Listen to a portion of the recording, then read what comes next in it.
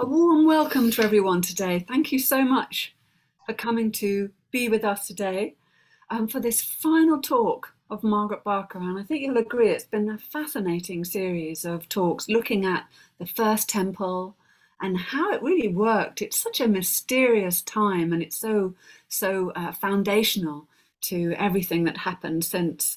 And these insights really can carry us in so many different ways, not only in our spiritual life, but in the things we then choose to go on and research and read, not to mention Margaret's many, many books. So, Margaret, thank you so much for coming. We're really looking forward to this talk on the Ascent today. Right. Are we ready to start? Yes, if you'd like to start. So can we have the first one, please, Bernadette? Right.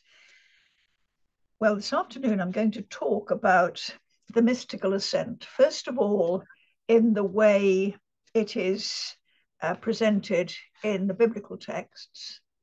And then, and this is going to be the difficult bit, I'm going to show you as best I can how you find this on the lead book page with the menorah, and then how this also links to Kabbalah.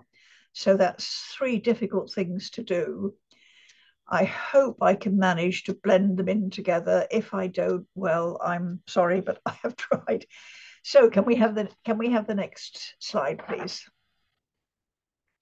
Now, the mystical ascent was the center of temple practice. And by this, I mean Solomon's temple in Jerusalem, the original temple.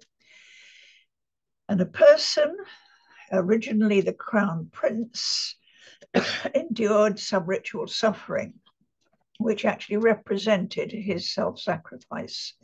But in reality, a goat was offered, which was a substitute for him. And this comes into the historical period as we know it as the Day of Atonement. And he was then anointed with myrrh oil, which in the text is described as dew. And he experienced an ascent to stand before the throne of the Lord. And this, when this is described, it's always in very, very enigmatic language. And then as part of the time before the throne of the Lord, he was vested with robes that represented the divine glory, and he was given divine wisdom. And I suspect that the sign of receiving divine wisdom was receiving a small book. And in temple discourse, ascent was his resurrection.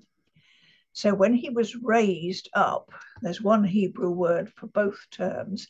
When he was raised up in his mystical experience, he was believed to have been taken beyond the physical life, transformed into a heavenly being, and then returned to earth. And as part of his mystical experience, or part of his coming down to earth, I mean, literally coming down to earth, he drank holy water, which represented wisdom from the fountain in the sanctuary. And then he could sit on the throne of the Lord as the Lord in human form. So that's where we get the name Emmanuel. We have the next one, please. I'm now going to show you a few fairly familiar biblical texts, which are actually accounts of this mystical ascent. So this is Isaiah's call. Isaiah said, I saw the Lord sitting on a throne, and we get the throne time and time again.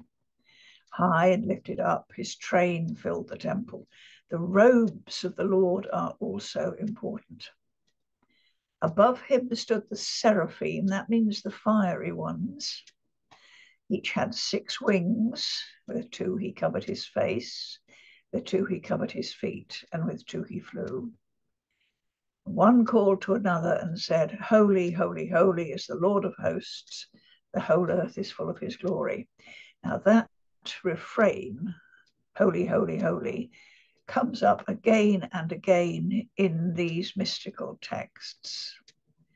And then in his vision, Isaiah's mouth is purified, And this made him fit to be a divine messenger. And of course, a messenger is an angel. So Isaiah's experience was of purification and then preparation to be the spokesman of the Lord. We have the next one, please. Next one. Now, this is Ezekiel. Right at the beginning of Ezekiel's book, the heavens were opened and I saw visions of God, and the word is Elohim, so it could be visions of angels. That word is difficult to translate because it could be either or both. And Ezekiel was another of the temple mystics. In fact, we have good reason to believe that the king, who was also a priest, that the king and the priests were the mystics. And what Ezekiel saw was a throne in a storm cloud that was full of heavenly beings. And this is another feature of these texts, that there's a cloud. And then to the end of the first chapter, Ezekiel has described the heavenly beings. He says, above their heads there was the likeness of a throne, and seated above the likeness of the throne was a likeness, as it were, of a human form. And then he concludes this bit of the vision, such was the appearance of the likeness of the glory of the Lord. Very, very important. Now, all these distancing words mean that Ezekiel is lost for words. Now, the next one, this is Daniel chapter 7, very important for early Christian interpretation. As I looked, thrones were placed. One that was Ancient of Days took his seat. His throne was fiery flames, its wheels like burning fire. So this was the chariot throne. This wasn't a chair. This was a chariot with wheels. And behold, with clouds of heaven, as those clouds again, there came one like a son of man. He came before the Ancient of Days and was presented or offered before him. That word can mean both. And that is the symbolic offering of his life, self-sacrifice. And to him was given dominion and glory and kingdom. And so Daniel enigmatically describes one ascending to stand before the throne and sacrificing himself as a part of that ascent. Right, the next one, we're now coming into Christian scriptures. And this is John's account of the beginning of his revelation. I looked, and lo, in heaven an open door. I remember the door, because the door will pop up later. At once I was in the spirit, and lo, a throne stood in heaven, and one seated on the throne. Then John describes the heavenly beings round the throne. Day and night they never cease to sing. And then here it is, holy, holy, holy is the Lord God Almighty. And what you have in Revelation is a complex interpretation of the meaning of the name Yahweh, the Lord, who was and is. And then is to come meant that they were expecting the Lord to appear. So he is the one of the past, the one of the present, and he is going to appear. In the book of Revelation, he's going to appear imminently. Right, have the next one, please. Now, in temple discourse, ascent and resurrection are the same word and the same idea. And there's two verbs that are used. One is pronounced kum and the other is rum. But in the lead books that we're going to look at in a moment, Q and R are the same letter. So in the time of the old Hebrew alphabet, or the alphabet that was used in the lead books, those two words cannot be distinguished. And the servant that Isaiah mentions many times, but especially in his great poems, he is an ascending or resurrected figure. Now, the best known of the servant songs is the fourth one, which we've got extracts from here.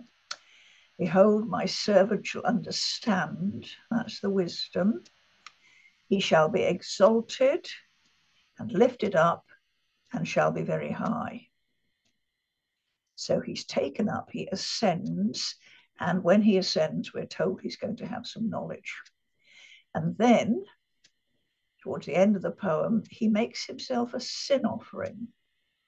After his suffering, he shall see the light of the glory and be satisfied, be filled. And by his knowledge shall the righteous one, my servant, make many righteous. So the servant, when he comes down from his heavenly experience, uses what he has learned to put things right. Very important part of the ascent experience is what happens when you come down. Right, let's have the next one. Now, in the book of Revelation, the ascent describes Jesus as the Lamb who has been sacrificed, and then he receives sevenfold knowledge. Sevenfold is Hebrew idiom, it just means complete. Now, there is wordplay here on the Hebrew word for lamb, which can also mean a young one or a servant. So the servant in Isaiah and the lamb in the book of Revelation, and indeed at the beginning of John's Gospel, are the same figure. And the 7 horns he has, horn and a ray of light, the same word in Hebrew. So he has complete illumination. He has 7 rays of light. And then this is the actual text in Revelation. I saw a lamb standing as though it had been slain, as though is a bit of a dodgy translation, with 7 horns, with 7 eyes, which are the 7 spirits of God, sent out into all the earth. And he went and took the little book, that the Greek is biblion, from the right hand of the one seated on the throne. So in this vision, the gift of knowledge comes with taking a little book. And from that point onwards, the Lamb becomes fused with, joined to, it's more than joined to, he actually becomes the one who is on the throne, which is a very curious piece of temple discourse.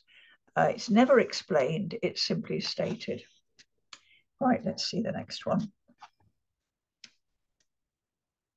Now, the ascent to heaven and the vision of God to receive knowledge were both controversial, especially in the later developments of the tradition of Moses. And Deuteronomy is the best representation of this later developed tradition. So Deuteronomy 4:12, this is where description of the giving of the 10 Commandments. Deuteronomy calls the mountain of the 10 Commandments, he calls Mountain Horeb, not Sinai, but it's obviously the same place. Then the Lord spoke to you out of the midst of the fire. You heard the sound of words, but you saw no form. There was only a voice. It's this form, seeing the Lord, that is so controversial. And then if you compare that with the older account, it comes from the thought to come from the Jerusalem tradition, although that J doesn't stand for Jerusalem, it's the German for Yahweh. That older description of Sinai says that they saw the God of Israel, and there was under his feet, as it were, a pavement of sapphire stone. So the oldest account of Sinai says that when the elders went up the mountain, they saw the God of Israel enthroned. Right, can we have the next one, please?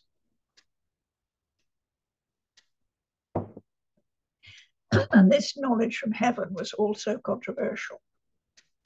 So in Deuteronomy, the secret things belong to the Lord our God, but the things that are revealed belong to us and our children forever, that we may do all the words of this law. So notice that, oh dear, my croaky voice, that the law of Moses is contrasted with, and by implication, better than, and replaces the secret things. And then a little bit later on in Deuteronomy, this commandment which I command you this day is not too hard for you, neither is it far off.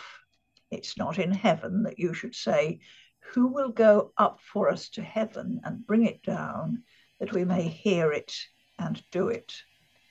So Deuteronomy presents the law of Moses and that whole tradition as superseding and superior to the ascent tradition that gave knowledge, which is symbolized by the little book. Right, let's have the next one, please.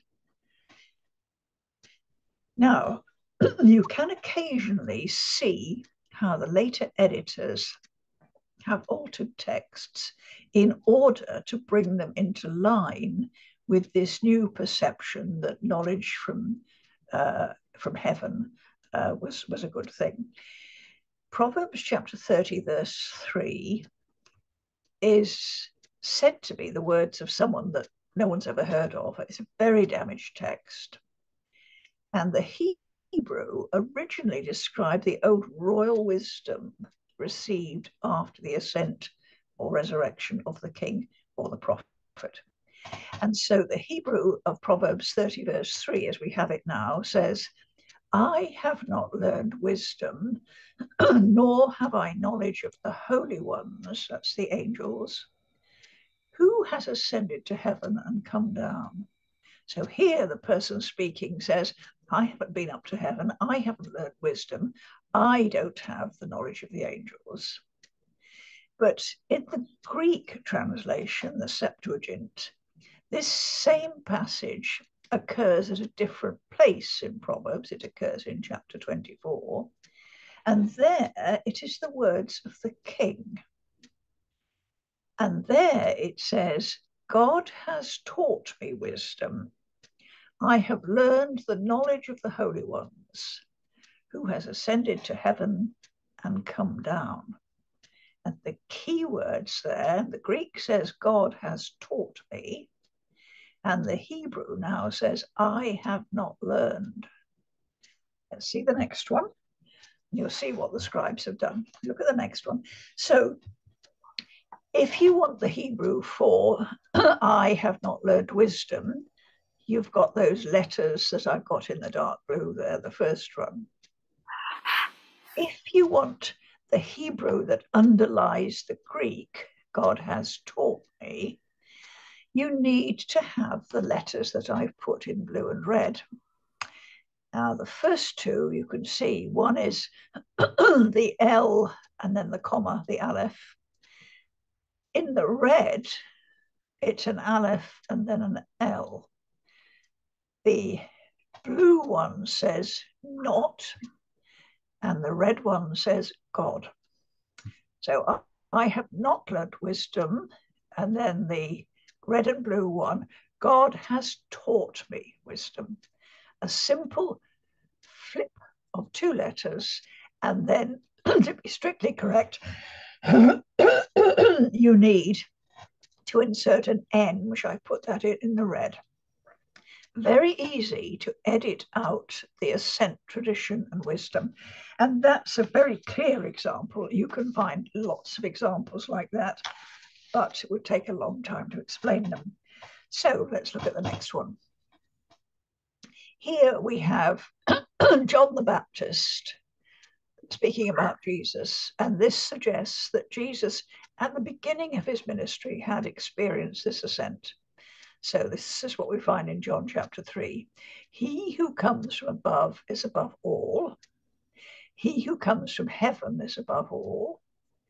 He bears witness to what he has seen and heard, yet no one receives his testimony. Nobody believed him. And yet, all through the early Christian sources, we can see that Jesus had experienced this ascent and that he had acquired knowledge, whatever word we want to use, as a result of that. Now, let's look at the next one. Now, the next one gives us much more detail because it's not biblical, so it hasn't been through the editing process of the scribes. And Enoch, the name just means the consecrated one, so he was probably a priest. He's in the same tradition as the priest prophets Isaiah and Ezekiel. who lived in the time of the monarchy, the 8th, the 6th centuries. And this is where we find much more detail about ascent narratives. So a couple of examples. 1 Enoch 14, behold, clouds were calling me in my vision. Thick clouds were crying out to me. Shooting stars and flashes of lightning hastened me onward and drove me on. Winds in my vision carried me aloft, raising me upwards, carrying me, and they brought me into heaven. So much more detail than we get in Isaiah, Ezekiel, Daniel, all the canonical sources. Right, let's look at the next one. Now, Ezekiel, you remember, saw a storm cloud at the beginning of his experience. And he also experienced the Spirit lifting him up between earth and heaven. And when he was on his spirit journey, he had a vision of the corruption in Jerusalem. And this is a recurring theme, a kind of sub-theme in these texts, that the people who were taken up to heaven were literally raised above the current corruptions in Jerusalem and were given a vision of what Jerusalem could be and should be. Right, let's look at the next one. Now, there's 3 collections of texts with Enoch titles. There's First Enoch, which we looked at. Second Enoch only survives in Old Slavonic. First Enoch survives in Ethiopic. So we're looking right at the edge of the Christian world. Old Slavonic is the liturgical language of the Russian Church. But details in this text suggest it originated in Egypt. And in this one, we get a very elaborate description of how Enoch is taken up to heaven. And this text describes the stages of the ascent. Angels took him up through the 6 heavens and finally to the 7th heaven. Now let's look at the next one. So he's gone up through 5 heavens. This takes, as you can see, 18 chapters, so it's quite a lot of detail. And in the 6th heaven, I saw there 7 angels grouped together, brilliant and very glorious. They are the leaders of the angels of heavenly speech. They preserve the commandments and sweet voices and singing. So the last stage before you get to the highest heaven, you have 6 brilliant angels, and they sing and they preserve the correct teaching and so forth. But the 6th heaven is the place of the singing angels. And then let's look at the next one. Next one, he's in the 7th heaven. And when he is in the 7th heaven, he says, I saw a great light, and all the fiery armies of the corporeal ones. I was terrified and I trembled. Now, those are 2 words we find often in ascent texts, fear and trembling. And the angels said, do not be frightened. And they showed me from a distance the Lord sitting on his throne. So Ezekiel's standing at the very edge of the top heaven, and he's looking up, and he's terrified, and he sees the great throne. Right, let's look at the next one. Now, this is the point where Enoch is transformed from a mortal into an angel being. And this is this is described in exactly the same way as the king making in Solomon's temple. So the Lord said to Michael, he's got various attendant archangels with him. The Lord said to Michael, take Enoch from his earthly clothes, that's his, literally, it's the symbol of his mortal body, anoint him with the oil of delight, put on him the clothes of glory. So he is given a transformed body called the clothes of glory. And then we have the description of the oil. The oil was greater than the greatest light. Its ointment like sweet dew, there's that image. Its fragrance like myrrh. Myrrh is a very important key word in this process. I looked at myself and I had become like one of the glorious ones. So you have to think of transformation, becoming divine, accompanied by oil and vestments and the fragrance of myrrh. And then you become like one of the glorious ones. Then what happens next? Let's have the next one. Then the Lord commanded one of the archangels to bring out the ancient books.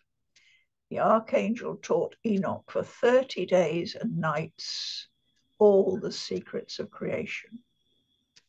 So in this tradition, the one who ascended and was resurrected and anointed and given these clothes was given special knowledge.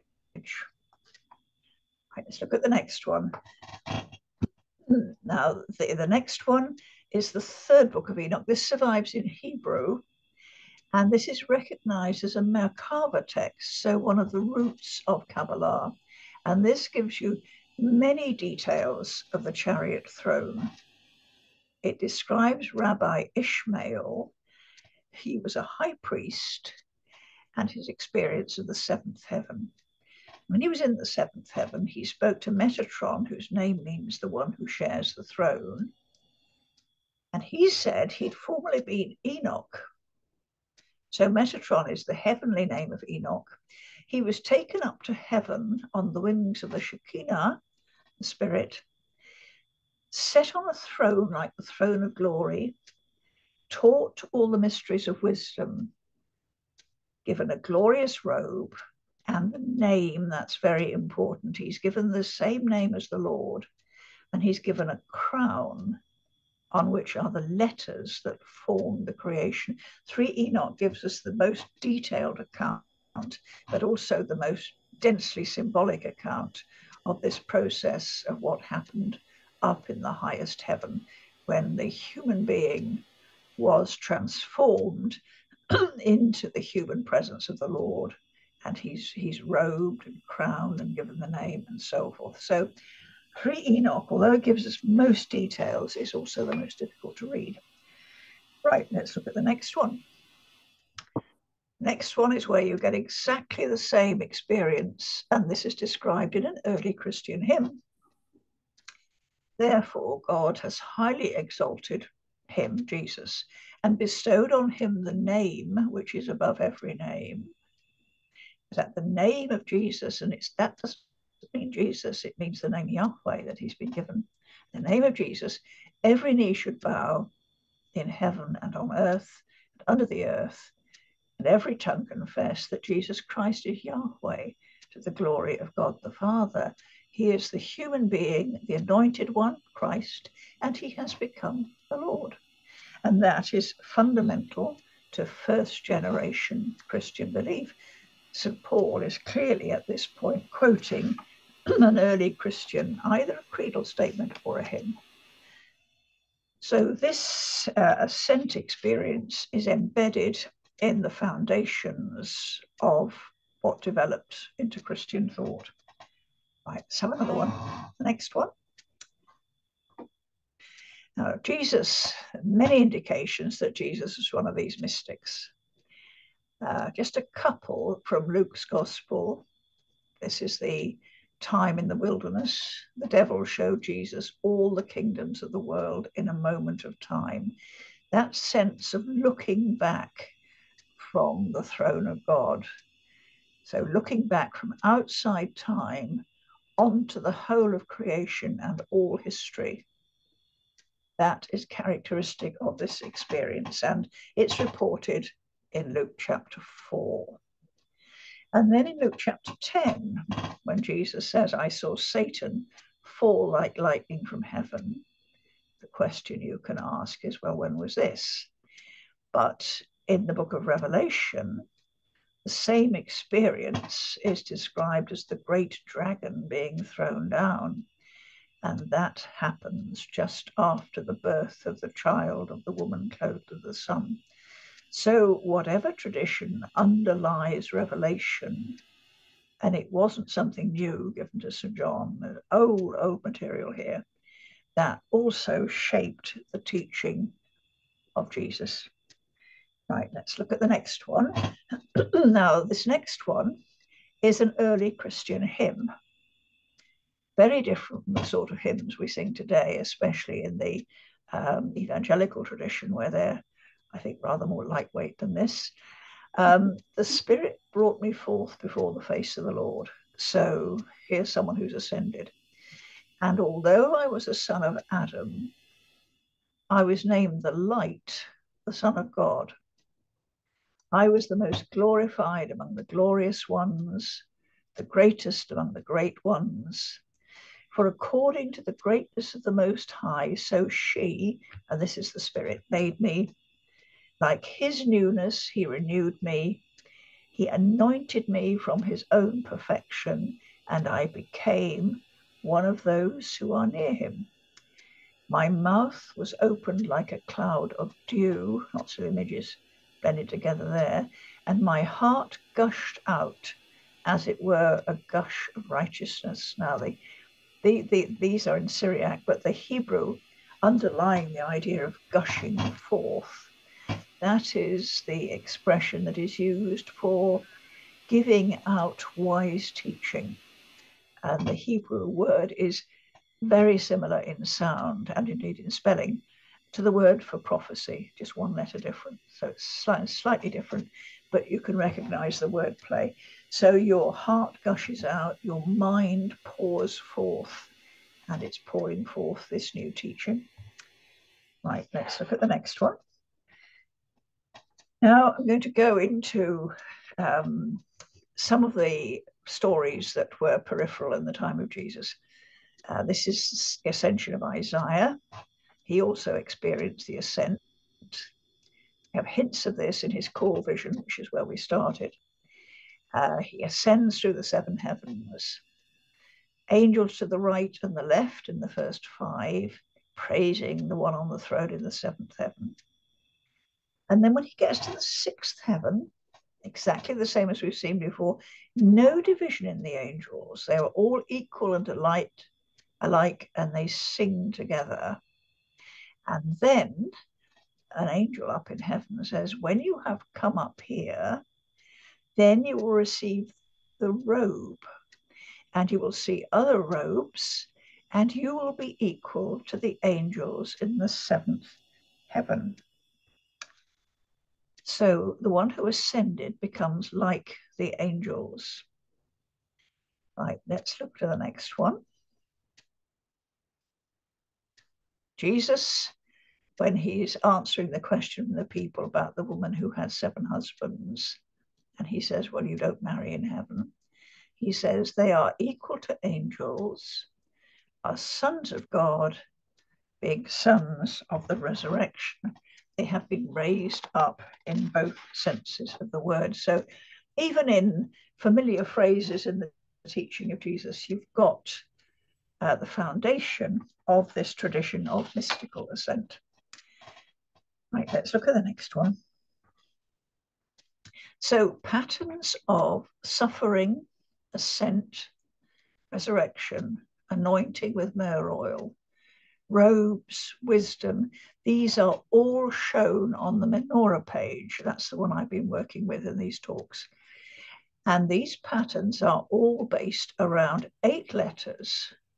And these 8 letters show the lady and her royal son. Royal son, king in Jerusalem, and he was the son of the Heavenly Mother. And the one who ascends becomes the Lord and receives the name, and that's represented by a big high-shaped letter in the old Hebrew alphabet. That was the last letter, the Tav, and that was marked on his forehead. So these are some of the things we're going to move over to the lead books now. Let's have the next one. I'll just remind you a little bit about them. Right, this is the lead book page. Remember, these pages are the size of a bank card. So what you're seeing is very, very much enlarged. What I work with is very, very much enlarged. So top two lines, that's the highest heaven beyond human perception. In Hebrew, it's the area of the Demut.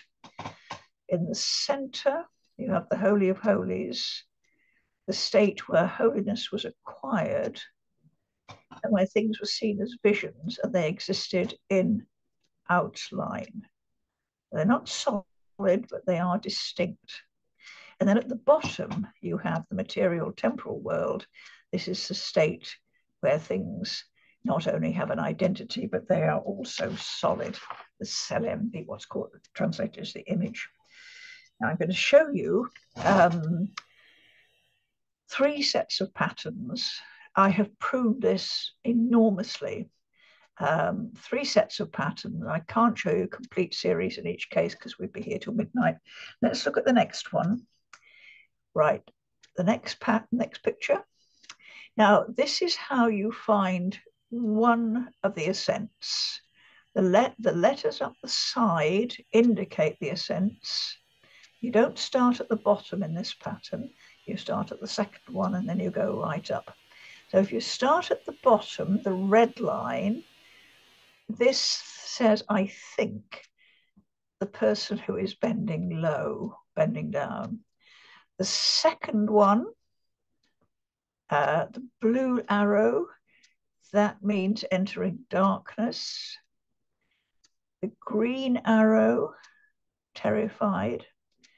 And then the 4th arrow, you have either the stream, and in the temple law, there is a stream of water in the Holy of Holies. There's a stream of the sanctuary, or if you read it in the other direction, you can do this with most of these words, it means light or seeing or sight. So at this point, he acquires the capacity to see in the spiritual sense. And if you look at Psalm 38, which I've got at the bottom, with thee is the fountain of life, and in thy light we see light.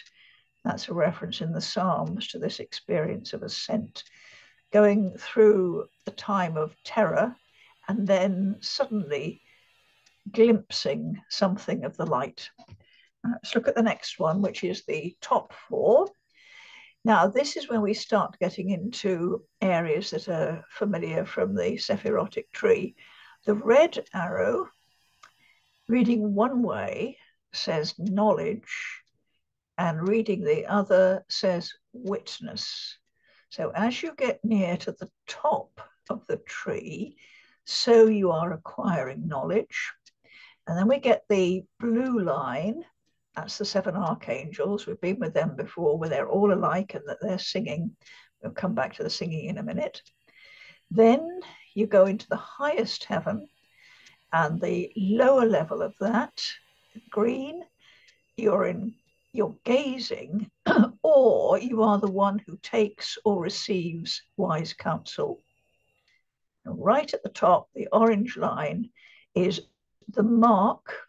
The mark is that big cross-shaped sign of the name of the Lord. And in reverse, that also means a sign. This is the sign in heaven, which of course we get in the book of Revelation.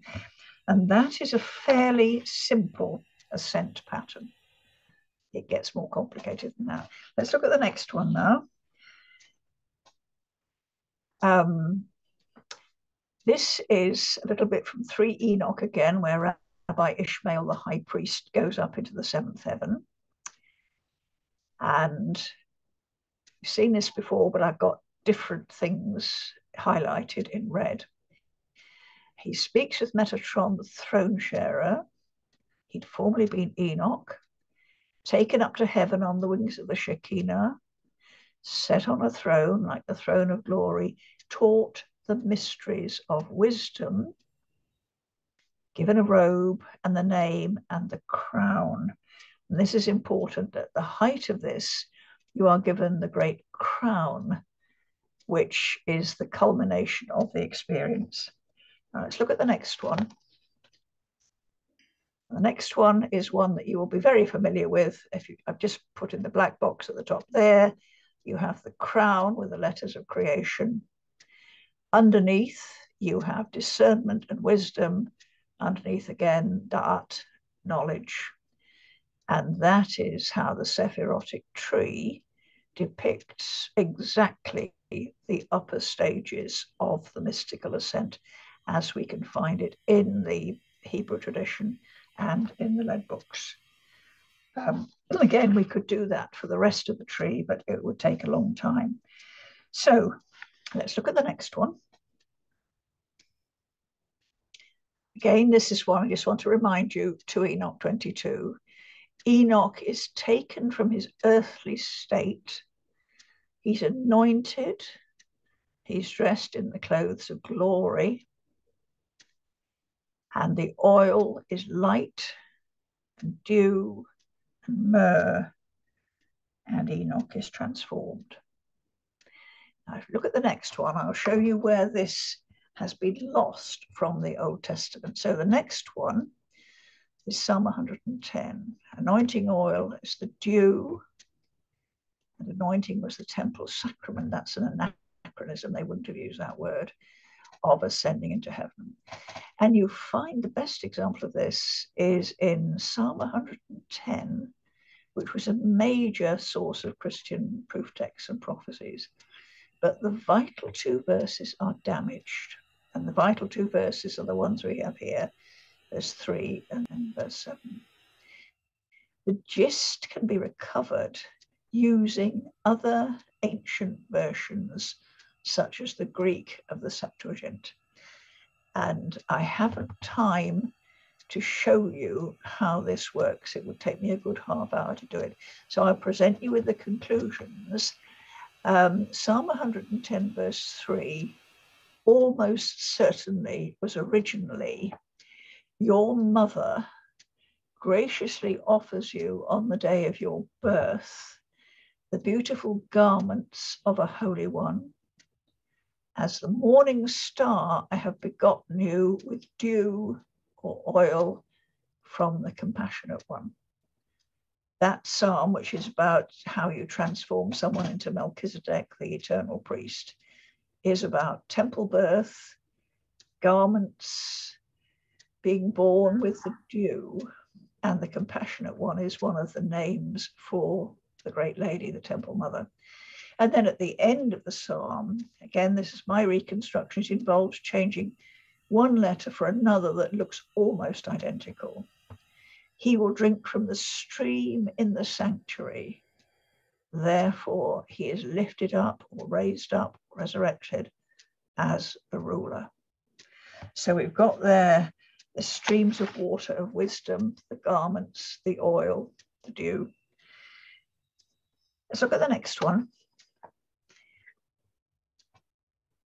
Now, patterns of the lady and her son show her extending from heaven to earth and bearing her son.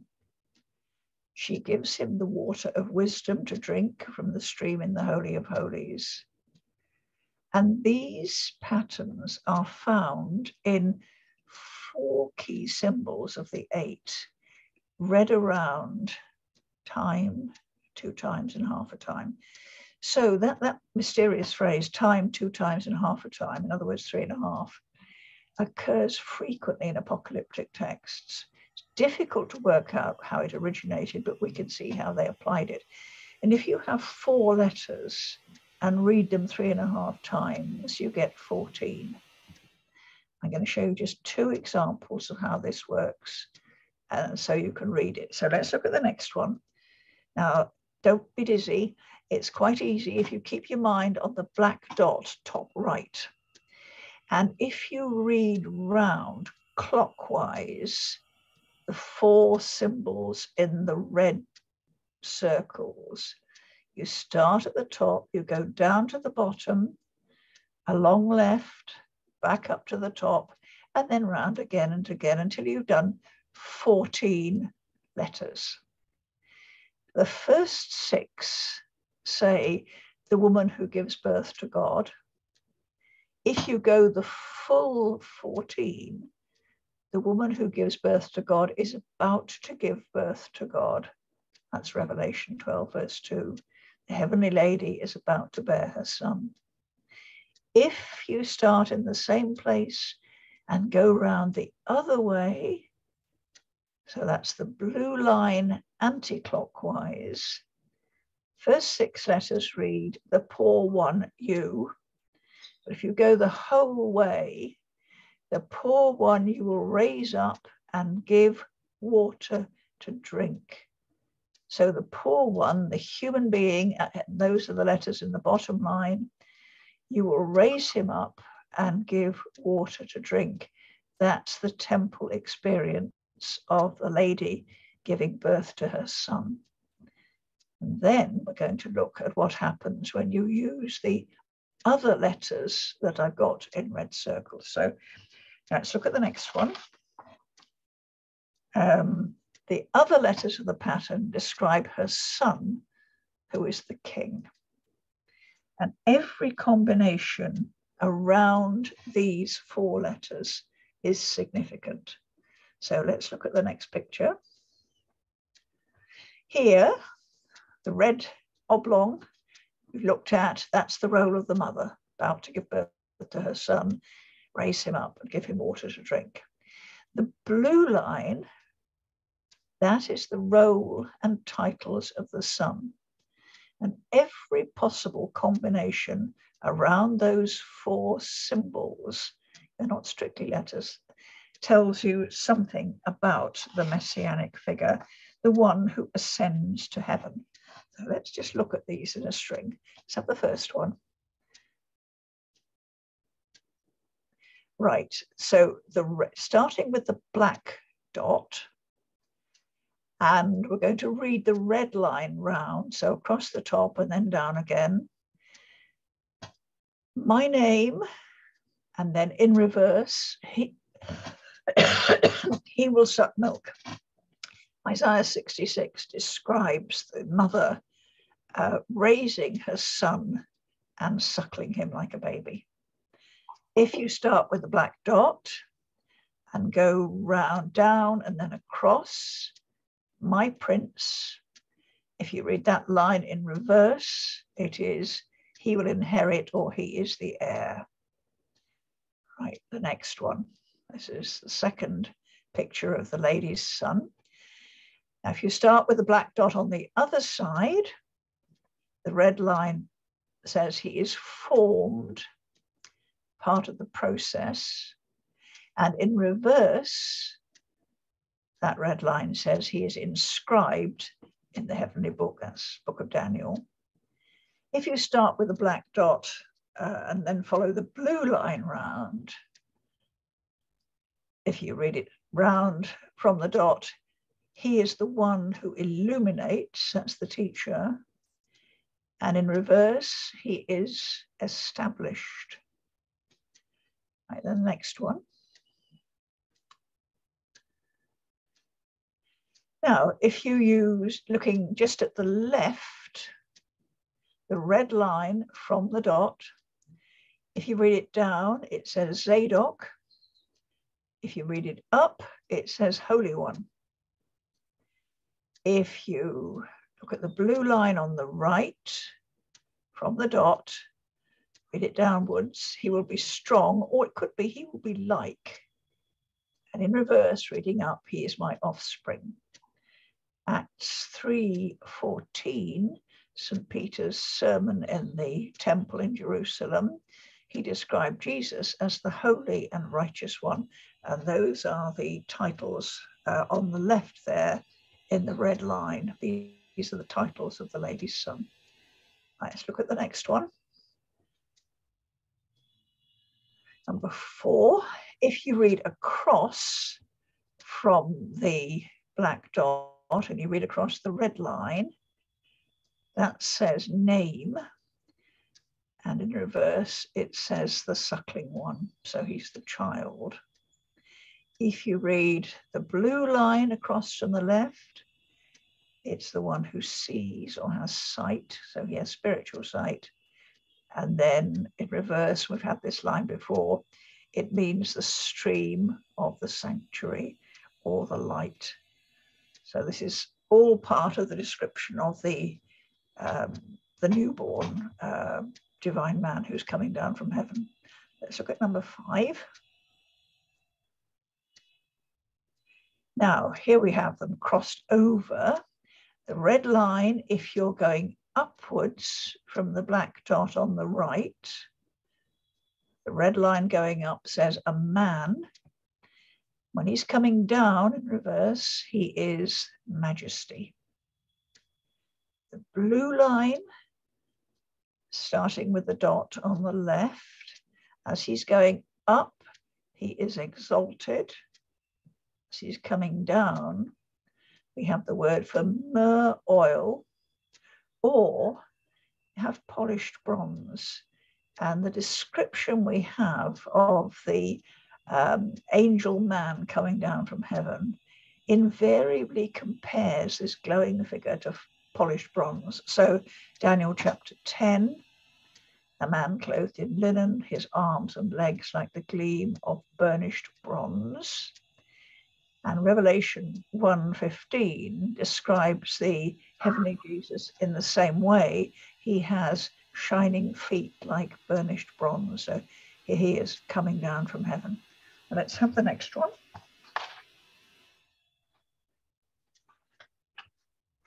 Up there, I'm giving you the pictures in full. Ezekiel chapter 1, a likeness as it were of a human form, gleaming bronze, the appearance of fire. And then Revelation 10, a mighty angel coming down from heaven, wrapped in a cloud with a rainbow over his head. Remember those two.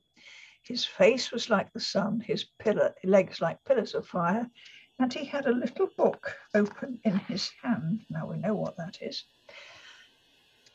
Let's look at the next one. So start you on another little sequence now. This is raising up the king. So these patterns describe the resurrection and return of the anointed one. They're a different set of patterns. Psalm 89 gives us a context. I have set the crown upon one who is mighty. I have raised up one chosen from the people. I found David, my servant. With my holy oil, I have anointed him. Let's look at the next one. So this is resurrection and return. And these patterns are all formed around the same 8 letters that form the pattern of the mother and her son. So we'll raise him up first. We start at the bottom of the picture where he's on earth, and you start from the star and you read across. That means the weak or the poor one. And if you read it in reverse, it means someone of dust. So we recognize that that's Adam. Then you go up to the next line across with the ringed letters. That's one we've had many times. It's a very important one. Seeing or sight and the stream of light. And that verse from the Psalms, with thee is the fountain of life. Thy light do we see light. Then we go up to the next one. Resurrection, return, number 2. We go up to the top.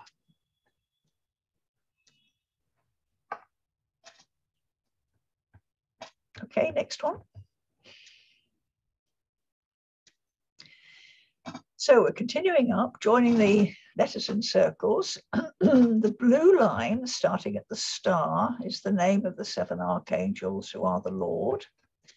In reverse, it's the sound of praise. You remember those 7 archangels were the ones that were singing. It also means the door into heaven. And then when we get right up to the top, you have the sign in heaven, or the mark that was the sign of the name. Some of these patterns occur in different contexts. And at the bottom, Revelation 11, God's temple in heaven was opened. That's the door. And Revelation 12:1, a great sign appeared in heaven. These are all familiar texts, so we're now putting them into their original context. Let's look at the next one. So, from the blue line, I looked, and lo, in heaven an open door, and the voice said, "Come up hither." In Revelation 4:8, day and night, they never cease to sing, "Holy, holy, holy." Let's look at the next one. Now, this is the man who is going up to heaven to offer himself as the sacrifice. So if you start from the red line, the black dot on the red line, going upwards, remember, it means he will die or truth. The blue line going upwards, he is the acceptable one, he's the pure sacrifice, and he is my poor one. So here's the humble man, the blameless man, who is going up to heaven to offer himself as the sacrifice.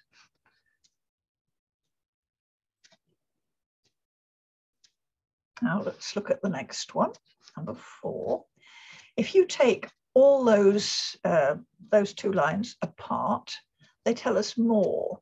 The red line going up from the black dot, that says majesty, and its mirror image from the star going up, that says death.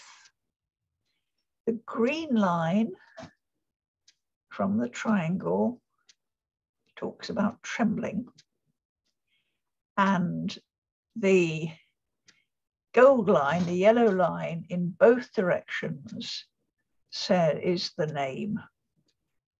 So here you've got the operations of the highest heaven as a human being moves from the Holy of Holies into the highest heaven, and that's where he offers himself with trembling, and he becomes the king. Right, and the next one. I'll show you where some of these texts are in, for example, the book of Daniel. Behold, with clouds of heaven, there came one like a son of man. He came to the Ancient of Days and was offered before him. And to him was given dominion and glory and kingdom. Then in greater detail, because this is not a canonical text, the blood of the righteous one, that's Zadok's, same word, ascends from the earth into the presence of the Lord of spirits. The Ancient of Days sits down on the throne of his glory. Let's look at the next one.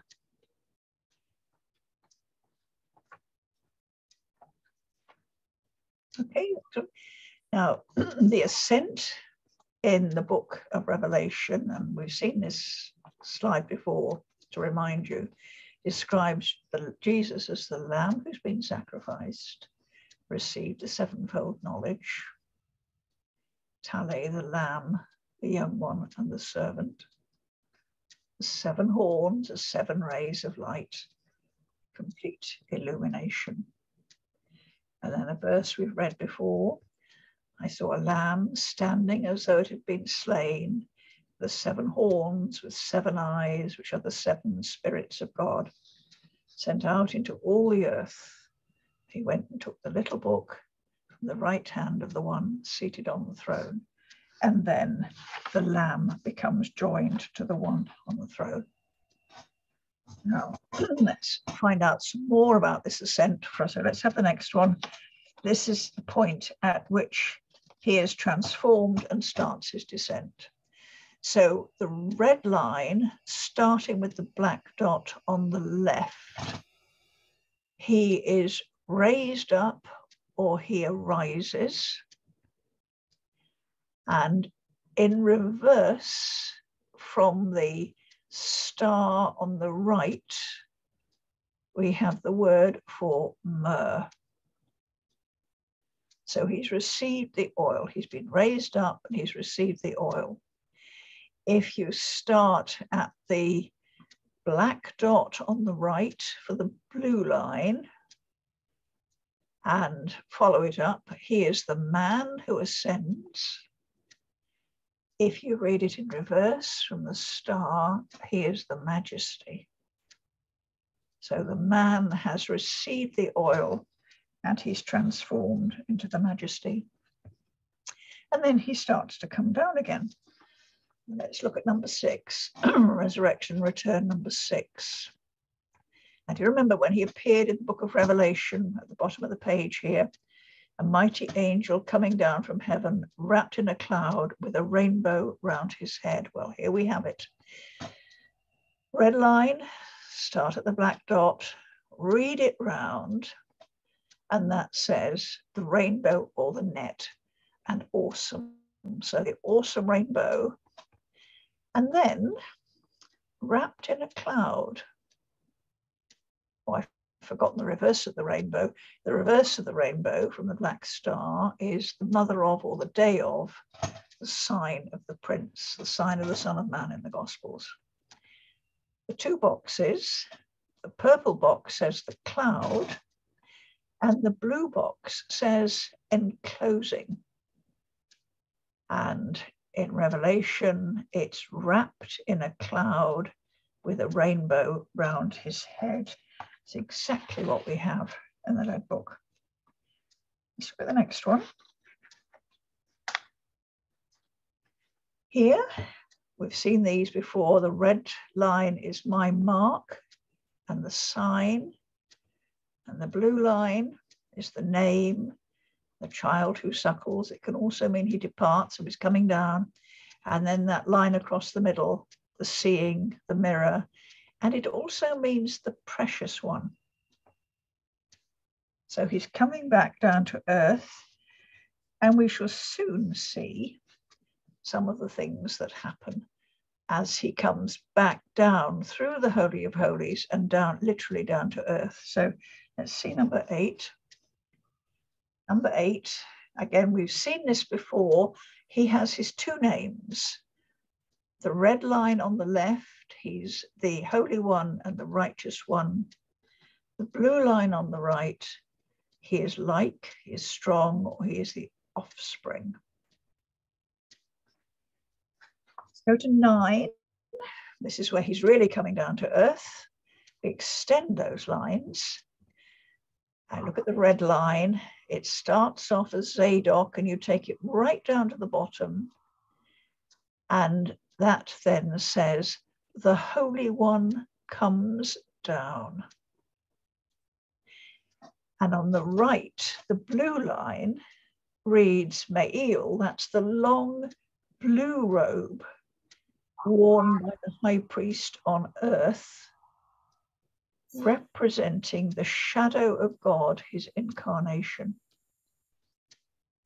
And so I did it in blue for that reason. The one who comes down is the shadow of God, or represents God. And number 10, let's look at the next one.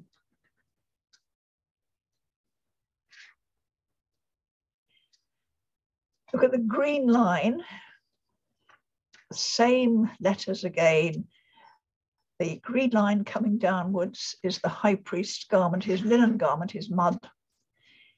And the yellow line coming down is again the word shadow. And the one with the garment and the one who's the shadow intersect where the new leaves are growing.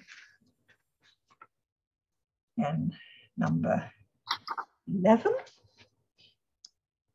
Number 11 is the purple line, again reading it downwards because he's coming down. He is the voice of God. And then the black line, he is the hand of God. And then last of all, you know what happens when the child is born in the book of Revelation. Let's see the last one. This is the last picture. Right, those 2 big red triangles at the bottom, in each case starting at the black dot, say snake. And he's geminated because he's a major figure. And in the book of Revelation, the dragon stood before the woman who was about to bear a child, that he might devour her child when she brought him forth. And as the high priest, robed, comes down to earth again, he is met by the great snake. So that's reading the story of ascent and return from the menorah page. Goodness me, that was absolutely stunning, Margaret. Thank you so much. It's enough information to keep you going for a week, really. Well, if I had done all the things in this, I mean, I would have needed you literally for 2 full days of study. Well, that would have been wonderful. But it's such an extraordinary thing to decode. I'm wondering about these lead books. Do you think they were made to be held in the hand for prayer? Or do you think they're a copy of a larger lead? I think they're a copy of something larger, because you would have needed, as I do, a magnifying glass to read the originals, which is why I enlarge them. I enlarge a bank card to the size of an A4 sheet to work on. So it's a huge magnification, but the accuracy is unbelievable. They must have been made by seal makers. And I think perhaps something maybe A5 size or something like that was something that was used for contemplation. And do you think the original A5 lead books might have been sort of kept in the temple, and then if you were lucky, or if you maybe were devout enough, you would be able to get one of these copies? Or do you think they eventually became like a talisman? I think they eventually became a talisman for people who couldn't read them anymore. And that's why they made little ones, because I think one of these in lead, A5, would be quite a heavy thing to have hanging around your neck. But I suspect that something like the Ark of the Covenant that held the tablets of the law, there was something like that in the Holy of Holies, which kept these. I'm sure they were oracle tablets. And when you gazed at them for long enough, you could actually see the words. Now, when I first started looking at these things, it was just a jumble of letters and, a shortcut to a headache. But I can now look at them for a while. And once I have got a couple of words, I can say, there must be this word and that word. And if I look long enough, I can see the other pair. So, and I think this is what some of the Dead Sea Scrolls texts talk about: gaze and you will see the paths. And I think the paths are the lines between the letters. That's beautiful, because it does end up in a modern day Kabbalistic tree. You do have the Sephirot and the paths and the areas between them that all play their own part, which is really interesting. And I do suspect that this is where the ultimate roots of the later discipline, I suppose you'd have to call it, of Kabbalah, actually come from. This business of tracing the paths, and then you have to trace its exact mirror image. And if it doesn't have an exact mirror image, then it's not valid. That's about that's about the balancing of the opposite. The balance, yeah. And when you have a pattern that goes right round the page, and that happens many times, the balance there is to be able to read it in reverse, like the one of the lady giving birth to her son. And then in reverse, she lifts up the poor one and gives him water to drink. Now that confirms that that's a valid reading.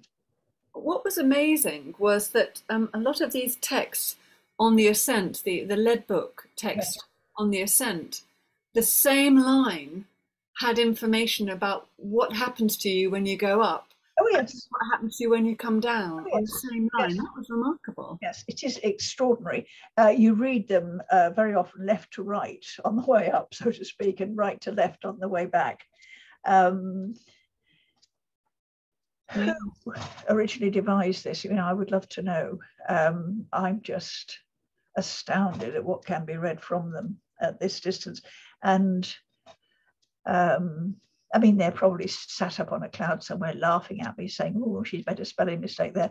But these people had an extraordinary intellectual, I don't know what it is, sharpness. Someone invented these things. Someone laid them out and then passed on a tradition of reading.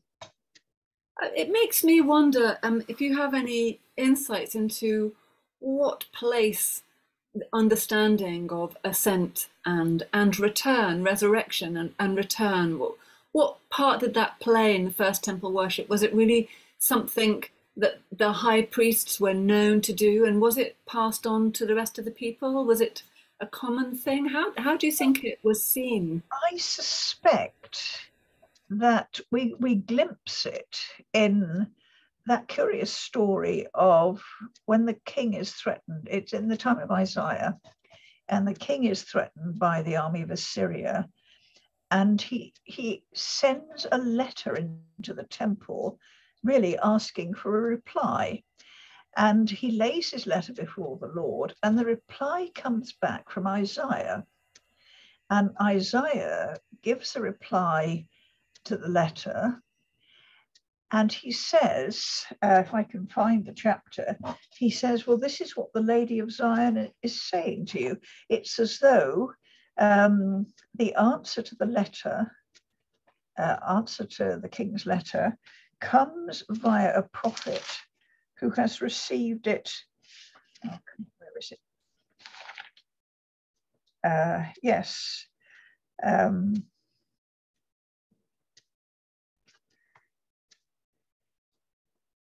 This is what the Lord has spoken concerning him. This is Isaiah 37.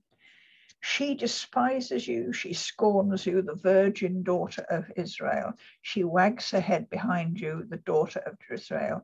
You have mocked me, etc., etc. And then it ends by saying, I will put my hook in your nose, your bit in my bit in your mouth. I will turn you back on the way by which you have come.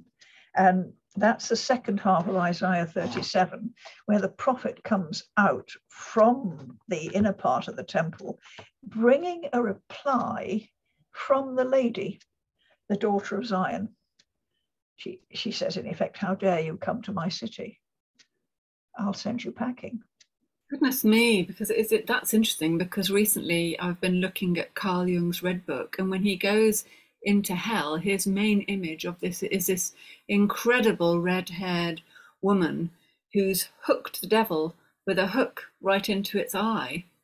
That feels very much like that's what the Lady of Jerusalem does. She puts out a hook, and then she puts a bit in his mouth to drive him, and then I will send you back on the way in which you came. That's verse 29 of Isaiah 37.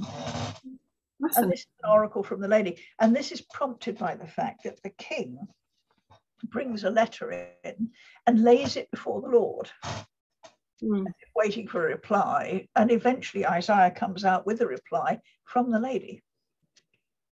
Now that's a really extraordinary practice, isn't it? Laying a letter for the Lord. That's saying also something about the ascent of communication, isn't it? Yes. You see, things like that must have happened at the Oracle in Delphi, because people used to go to Delphi from all over the Greek world, or the Greek-speaking world, and they would put a question to the prophetess in there, and she would later come back when she was high on whatever she was inhaling, and give them a strange reply, which the prophets of the Oracle then translated and took out as the reply to the people who had brought the question. Interesting. So it's taken in, transformed, and then brought out. Brought out as a reply, yeah. Interesting. Now there's a question here about the image that you showed in Odes of Solomon, which is, and you mentioned it, there was so much more to it, mouth opened like a cloud of dew as the heart gushed out. Mouth opened like a cloud of dew. I suspect that's poetic compression, and that the person speaking recognizes, the gift of prophecy. When you examine, certainly on the lead book texts, the B page is the one that gives you prophecy. There, the giving of oracles and the giving of wise sayings by the prophets is compared to the spring of water in the temple that gushes forth wisdom. And it's as though the prophet himself becomes a minor source of gushing forth. The word for prophet is nun beit aleph, and the word for gushing forth is nun beit ayin. It's almost the same, it sounds almost the same. And there's wordplay on that. What different qualities are of this, of the divine water and the divine fire? I mean, sometimes it's the fire that gushes forth, but it seems to be often there's a fountain of life and there's this river gushing forth, and then sometimes it's just fire that consumes. What do you think those tell us about the different aspects of the divine? I think that whatever it is flows from the divine throne is water or fire, depending on the condition of the recipient. Interesting. And you receive whatever comes, either as judgment or as nourishment. Because you have water coming from the throne, and then in Daniel 7 you have streams of fire coming from the throne. But in the book of Revelation you have the waters of life. Interesting. So it's a very curious world that we're entering with these things. It's very symbolic. Beautiful. It is beautiful, yes. I've got a question here. What are the 5 missing letters, and does their absence mean anything? And in addition, is there anything significant that the old Hebrew of the first temple was replaced with the block Hebrew after the first temple was destroyed? Well, let me give you the answer to the first part of that. Yes, the 5 missing letters are very significant. And we could spend a long time on that. Each one of those 5 is the initial letter of one of the Hebrew words for glory. So this menorah page, and this rule, as far as I can see so far, only applies to this page, is describing the state of the temple after the glory has departed. And we can see it's about the glory because the page itself, if you divide it exactly in half, has 17 letters on each side of the divide. 34 letters in all, 17 and 17. And in one form of gematria, there's more than one form, but in the oldest form, 17 is the number, the sum of the letters for glory. So you've got the glory that has departed. And if you look at those letters again, you can see that each one of them indicates one of the 5 items from the glory of the temple that was missing in the second temple. It's all very, very intricately interwoven, yes. Goodness, so it's really even talking about what they believe a true temple really is, and what's been lost. And 5 things were missing. And as you get later on in the tradition, and I'm talking much, much later, the memory of what those 5 things were changed, but it was always 5. Interesting. I've got another interesting question here from Julianne, which is, could you amplify the meaning of the seal of the living God on the forehead from the perspective of the lead books? She's thinking really of Revelations 9:6 and 14:1. The seal of the living God on the forehead. The seal of the living God. It was marked on the forehead, as far as we can see. How it was done, whether it was drawn with a finger or whether they dipped something in and kind of stamped you, goodness knows. But you wore the seal of the living God, and this was the diagonal cross. And we know that when the high priest was anointed, it was remembered that the mark that was made on his forehead was this diagonal cross. And if you read the rabbinic source for this, the earliest one, it says that by that time they were using a different alphabet. And so they had to find an equivalent description of the shape from an alphabet that people were familiar with. And so it was compared to the Greek letter chi, which is, of course, is an X. Whereas in the old Hebrew alphabet, that was the last letter of the alphabet, the tav. So Ezekiel says, put my tav on the mark, on the foreheads of all the faithful. And by the time you get to this rabbinic text of the Babylonian Talmud, it's in the tractate Horayot, but I can't remember the page, that says that they used to be marked with the shape of the letter chi. And this was a sign that they belonged to the Lord. They were the faithful. So the 144,000, the army of the Lamb, they were all the faithful ones. 12,000 is a symbolic number from each of the tribes of Israel. That's chapter 7. And that's the fact that you've got 12,000 from each of the old 12 tribes shows this is not a text that originated with the Christians, who were not actually that interested in all the 12 tribes. But the old pre-Christian vision for the restoration of the true Israel, pre-Christian vision, 12,000 from every tribe, the ingathering. Goodness me. Well, you've surrounded us by the most extraordinary images, as well as a real feeling of how this kind of first temple prayer really worked. You could feel, especially when you were going through the lead books, but also looking at the text, you can feel that there's a real tradition of prayer and ascent and return in that way. But the imagery is also so very vivid. It feels like it's affirming the realm of the symbolic in a way that we've slightly lost nowadays. Oh, I think more than slightly lost. Although, interestingly, it seems to be coming back despite people's best efforts.